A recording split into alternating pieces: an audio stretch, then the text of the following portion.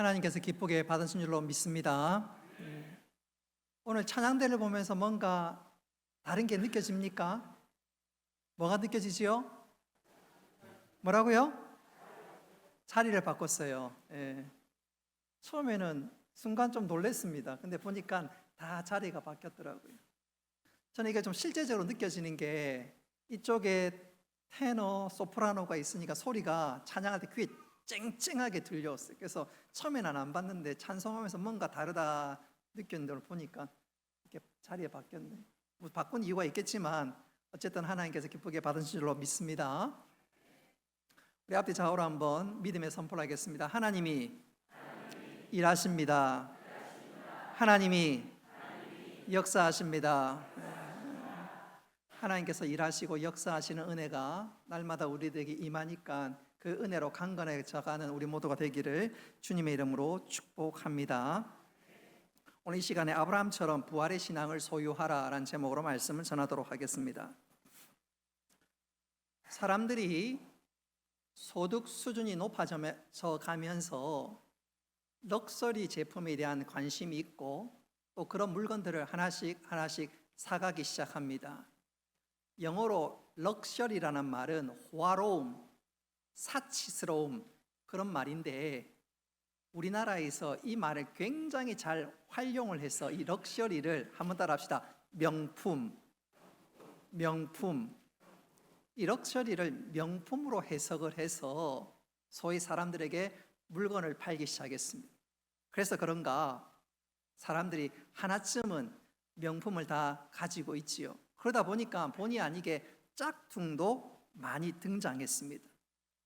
그런 이유로 우리 사이에 웃지 못할 에피소드들이 많이 있는데 그 중에 하나가 명품과 짝품을 구분하는 법, 이런 이야기가 있습니다. 여러분 혹시 명품과 짝퉁 구분하는 법을 잘 아시나요? 사람들이 어떤 모임에 갔을 때 어떤 자리에 앉게 되는데 그때 바로 옆에 가방을 두면 그건 명품이래요. 근데 다리 밑에 땅바닥에 탁 두면 그건 짝퉁이라고 합니다.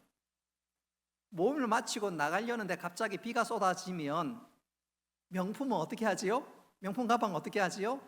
가슴에 품에 끌어안고 자기가 비를 대신 맞습니다. 근데 짝퉁 가방은 어떻게 하지요? 머리에 이고 그렇게 길을 지나간다고 합니다. 신앙인 경우에도 이 가방이 명품인지 짝퉁인지 구분하는 법이 있는데 똑같이 생긴 가방이라도 그것을 새벽 기도에 들고 오면 그건 짝퉁이래요.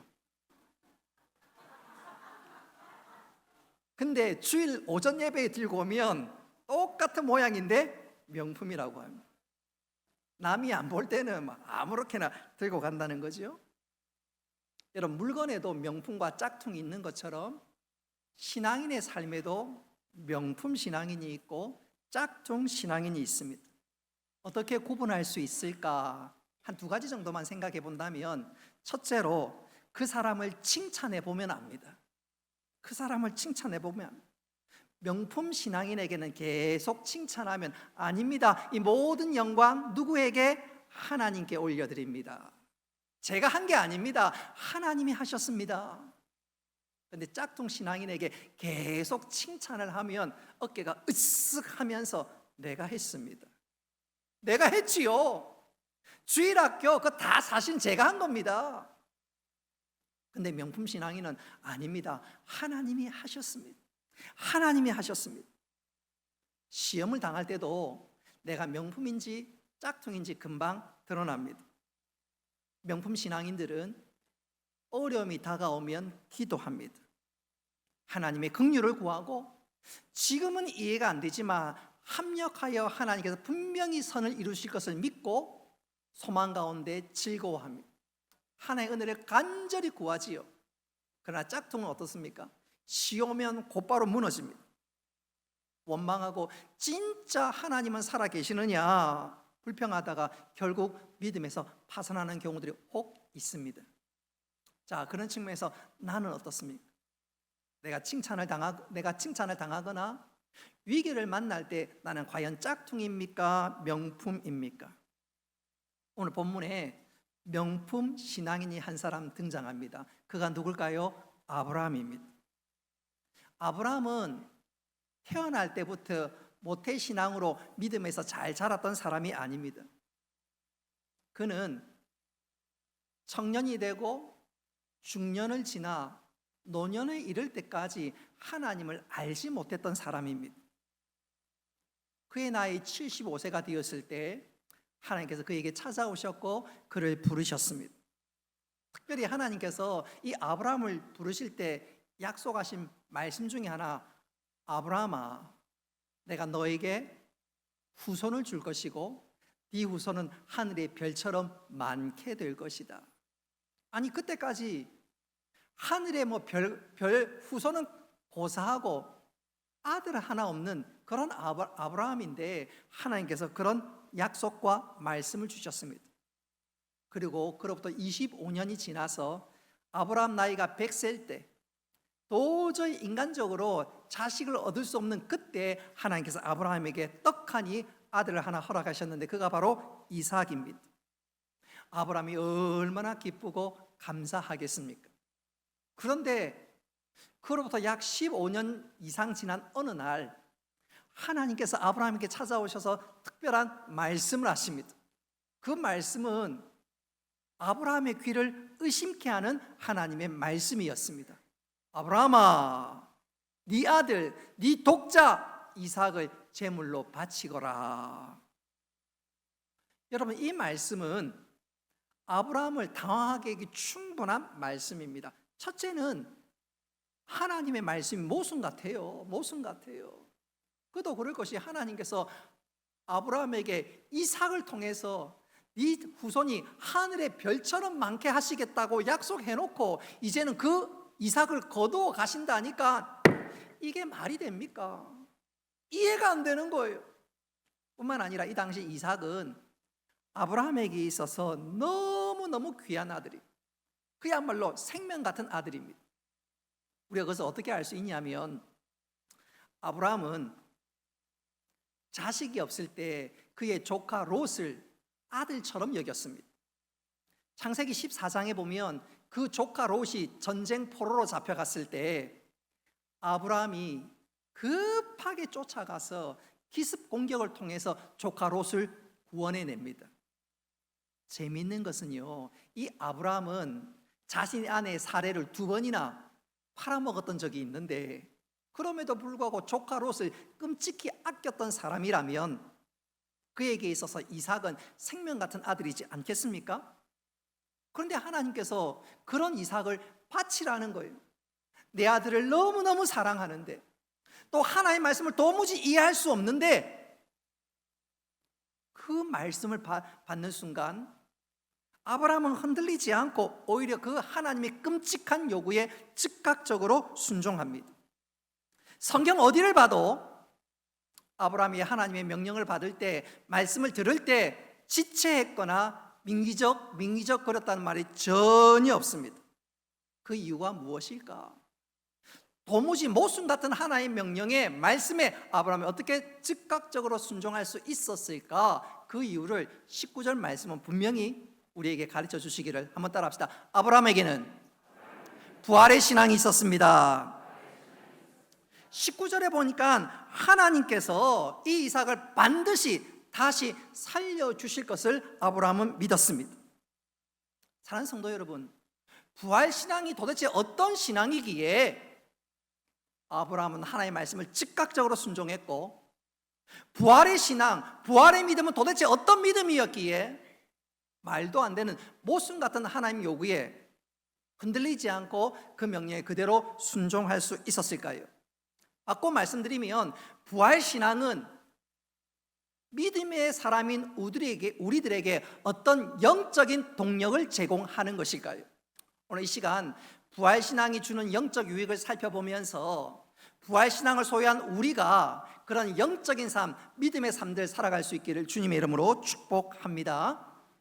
여러분, 부활의 신앙이 우리에게 주는 중요한 영적 동력 세 가지. 이 시간 첫째는 한번 따라 합시다. 부활 신앙은 가장 귀한 것을 하나님께 드리게 합니다.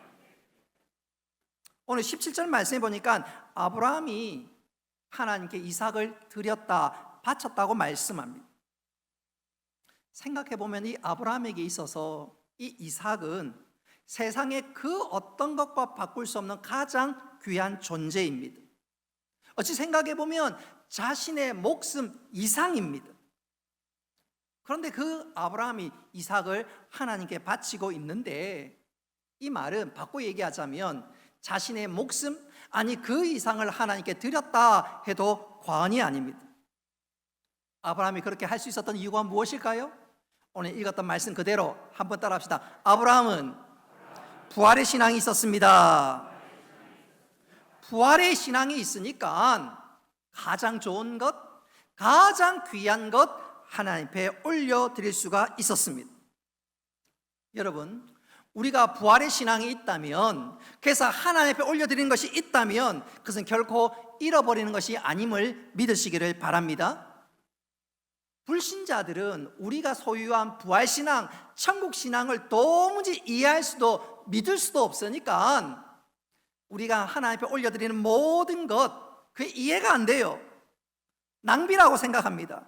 그러나 그게 아니라 우리가 하나님 앞에 올려드리는 부활의 신앙을 근거해서 올려드리는 모든 것은 위대한 헌신일 뿐만 아니라 더 큰 은혜를 경험하는 은혜의 마중물임을 믿으시기를 바랍니다. 생각해보면 우리 주님의 희생도 그렇습니다. 여러분, 우리 주님께서 당신이 부활하실 것을 아니까 자신의 모든 것을 하나님께 드린 것 아닌가요? 또 우리를 위해서 당신의 생명을 대속물로 드린 것 아닙니까? 그래서 우리 예수님께서는 십자가를 앞두고 주님은 이렇게 말씀하셨습니다. 요한복음 12장 24절 다 같이 읽겠습니다. 스크린에 나와 있습니다. 같이 읽습니다. 시작.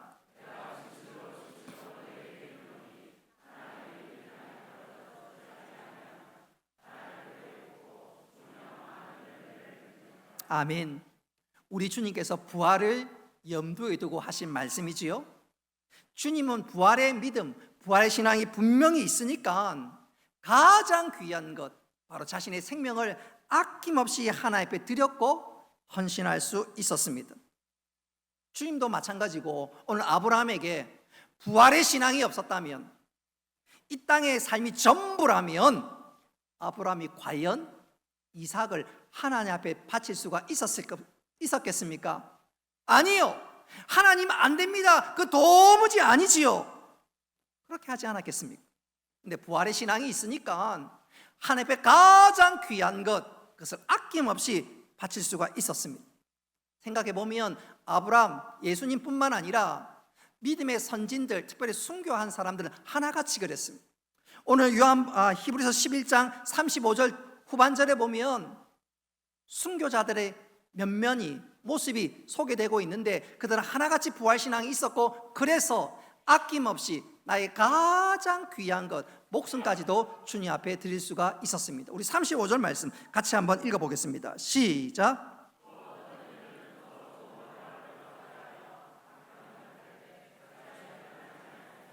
아멘. 순교자들이 순교할 수 있었던 이유가 무엇일까? 부활의 신앙이 있으니까 타협하지 않고 하나님께 가장 귀한 것을 드리는 믿음의 자리로 나아갈 수가 있었습니다. 자신의 목숨을 바칠 수가 있었다, 그 말입니다.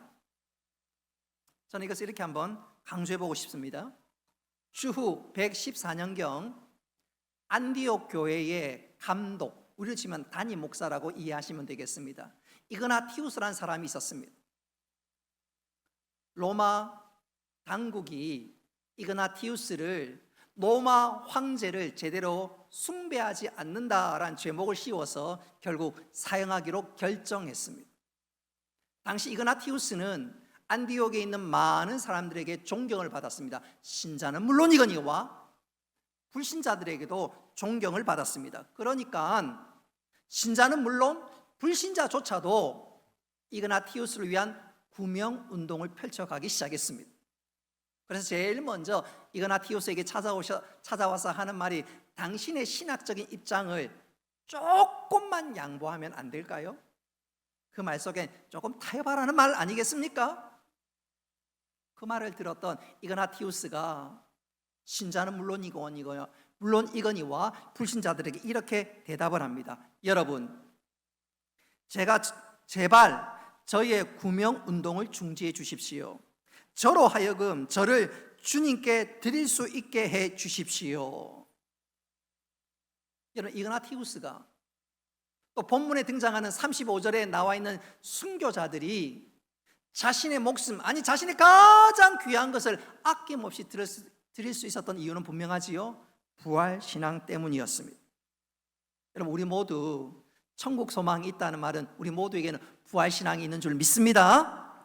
여러분, 이 부활의 신앙이 희미한 것이 아니라 분명하게 우리 심령에 살아 역사해서, 한번 따라합시다. 안으로는 담대하고 밖으로는 세상을 이기고 위로는 하나님께 가장 귀한 것을 드립시다. 그렇습니다. 우리 모두 부활신앙이 분명하여서 우리 안으로는 담대하고 바깥으로는 세상을 이기며 위로는 하나님께 가장 귀한 것을 올려드릴 수 있는 명품 신앙이 될 수 있기를 주님의 이름으로 축복합니다. 두 번째로, 부활신앙이 우리에게 주는 영적 유익이 무엇일까요? 부활신앙은 우리에게 어떤 영적인 동력을 부여하는 것일까요? 한번 따라합시다. 부활신앙은 시험을 극복하게 합니다. 부활신앙이 주는 두 번째 영적인 유익은 우리로 하여금 시험을 이기게 만듭니다. 하나님께서 아브라함에게 말씀합니다. 얘야, 독자 이삭을 바치거라. 그 명령은 어쩌면 아브라함 일생에 있어서 가장 혹독한 시련이었습니다. 아브라함에게 있어서 이삭은 생명 그 이상인데 그 이삭을 바치라니, 세상에 이처럼 가혹한 시련이 어디에 있겠습니까? 아브라함에게 있어서 이 이삭은 유일한 희망이요, 마치 마지막 잎새에 나오는 최후의 희망이라고 해도 과언이 아닙니다. 그런데 하나님께서 아브라함에게 독자 이삭을 바치라는 것 아닌가요? 우리 창세기 22장 2절 말씀 같이 한번 읽어보겠습니다. 시작.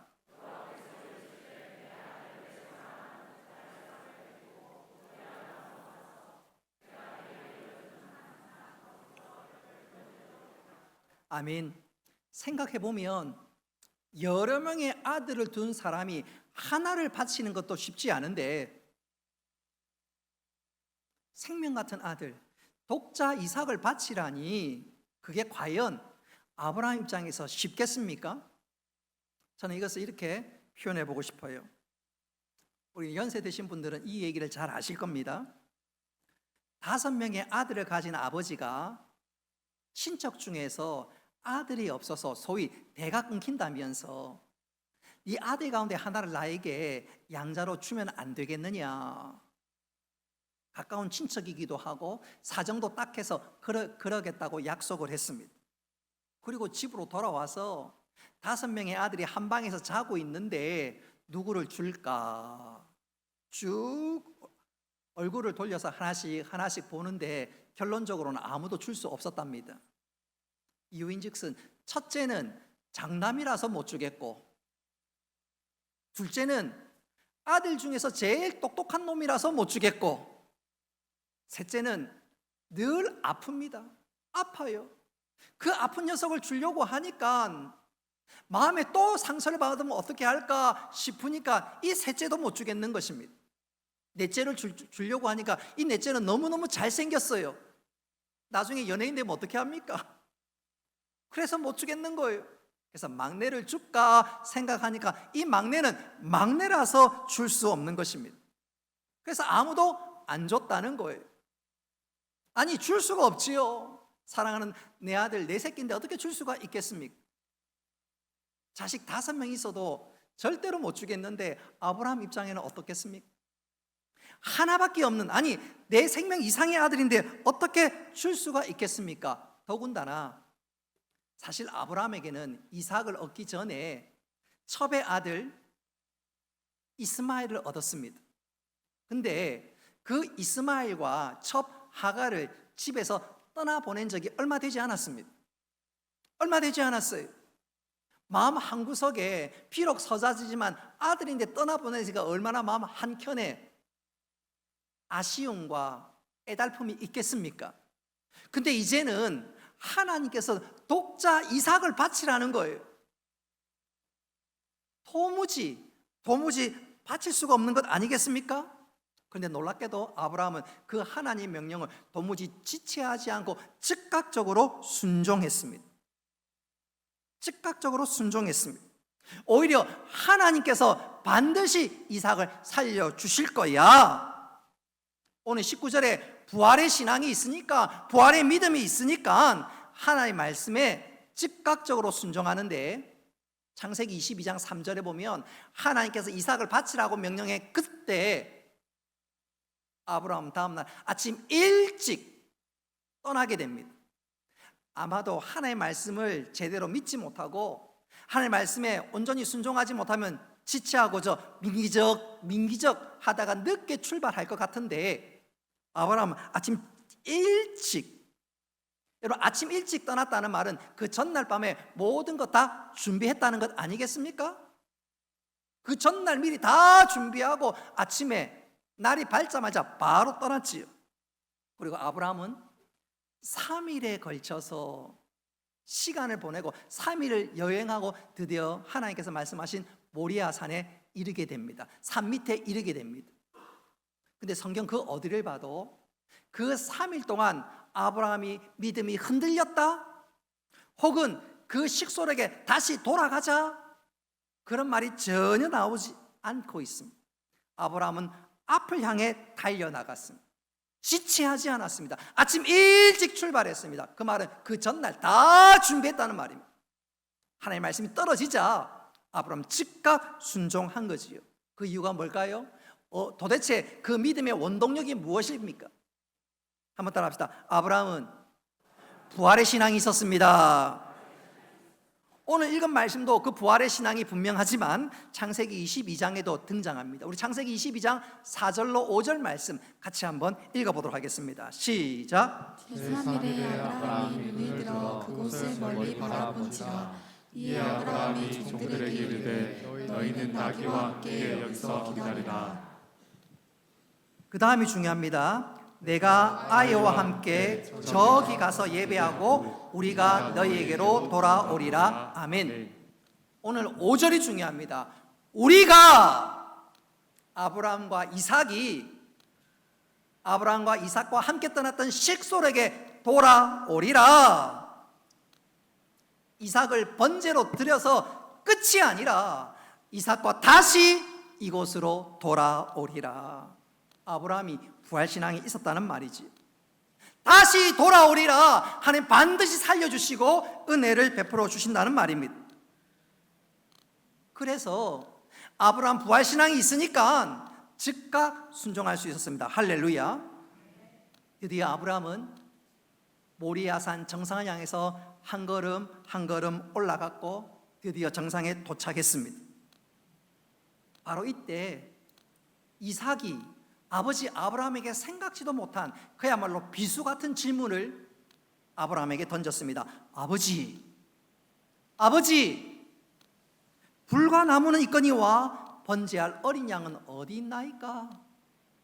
번제할 모든 것들은 다 준비했는데 가장 중요한 짐승은 어디 있습니까? 여러분, 그 말을 들을 때 아브라함의 마음이 어땠을까요? 이삭의 질문은 그야말로 비수같이 아브라함의 가슴을 파고드는데, 여러분 그때 아브라함의 마음이 어땠을까요? 부활의 신앙이 있지만 아들을 죽여야 된다고 생각하니까 얼마나 마음이 끔찍하겠습니까?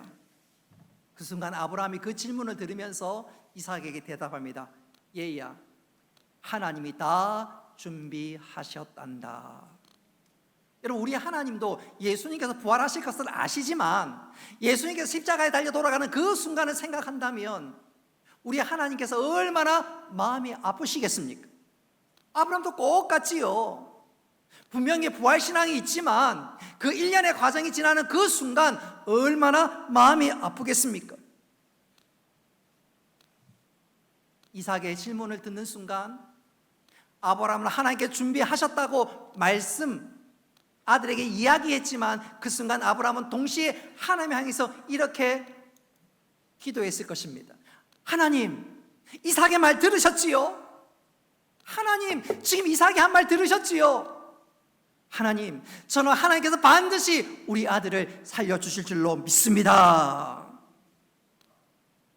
하나님 들으셨지요? 하나님 책임지셔야 합니다.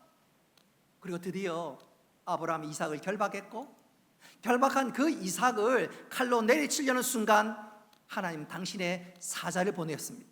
그리고 하나님의 사자가 아브라함에게 이렇게 말씀하는 것이 아닙니까? 아브라함아, 이삭의 손을 대지 마. 너 타치. 아무 일도 하지 마. 내가 네 마음을 다 안다. 내가 네 믿음을 안다. 그러면서 하나님께서 이 이삭을 대신해서 번제할 양을 준비해 주셨습니다. 할렐루야. 여러분, 아브라함이 하나님에게 말씀을 받을 때, 도무지 이해할 수 없는 명령을 받을 때, 그에게 시험 같은 그 하나님의 말씀을 받을 때 그가 순종의 발걸음을 늦추지 않았던 것은, 타협하지 않았던 것은 부활의 신앙이 있었기 때문입니다. 할렐루야. 여러분, 부활의 신앙이 있는 사람에게는 시험은 유혹이 아니라 더 큰 하나님의 은혜를 경험하는 여호와 일의 역사인 줄 믿으시기를 바랍니다. 지금 당장에는 시험이지요.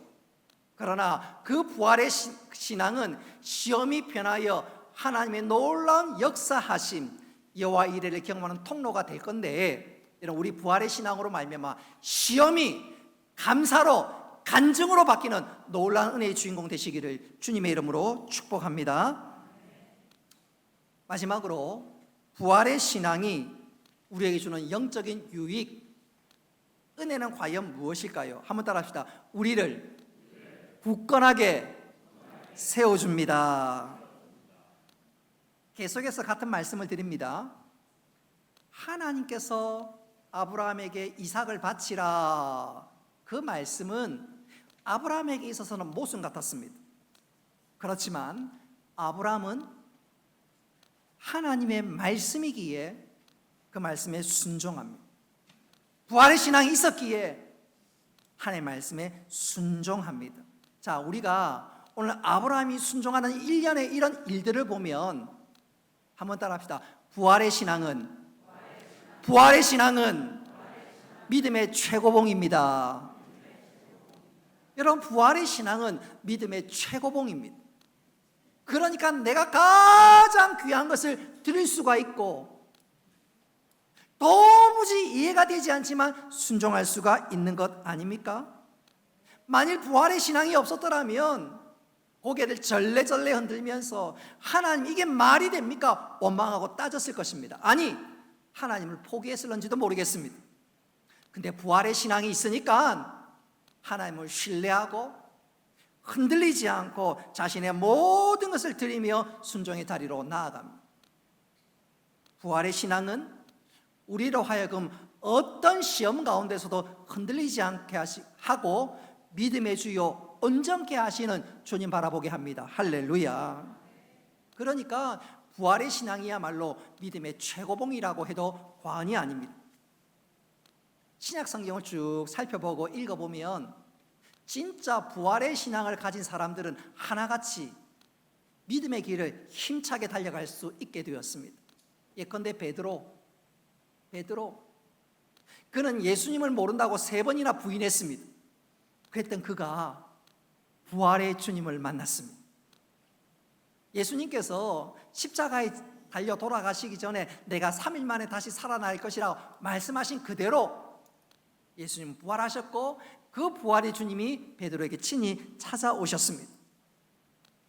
예수님을 보면서 예수님 안에 있는 자마다 부활의 신앙을 소유한다는 이 분명한 사실을 깨닫고 나자, 여러분, 사도행전을 보십시오. 겁장이 베드로가 담대한 믿음의 사람으로 바뀌게 됩니다. 예수 그리스도를 담대히 증거할 뿐만 아니라 심지어 야고보가 순교당하고 다음날 베드로가 순교당할 처지에 이르렀음에도 불구하고 베드로는 모든 것 다 하나님께 맡기고 잠을 쿨쿨 잡니다. 부활의 신앙이 없었더라면 얼마나 두려워하고 그 밤이 공포의 밤이었겠습니까? 부활의 신앙을 소유했을 뿐만 아니라 하나님께서 내 모든 삶들을 인도한다 확신하니까 그는 어떤 상황 가운데서도 낙심하지 않고 오히려 더 담대히 더 강력하게 복음을 증가하는 위대한 믿음의 사람이 될 수 있었습니다. 부활의 주님을 만나고 부활의 신앙을 소유하게 되었으니 말입니다. 그뿐만인가요? 누가복음 24장에 보면 엠마오로 가는 두 제자가 등장합니다.